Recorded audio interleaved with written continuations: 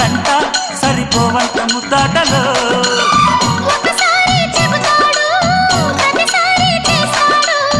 అంటూనే చీపాడు అందంతో రాపాడు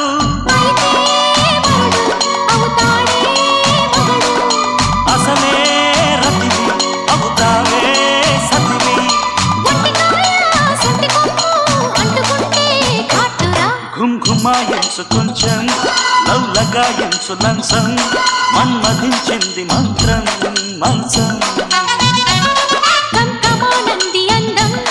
చల్ చలాయించు సొంతం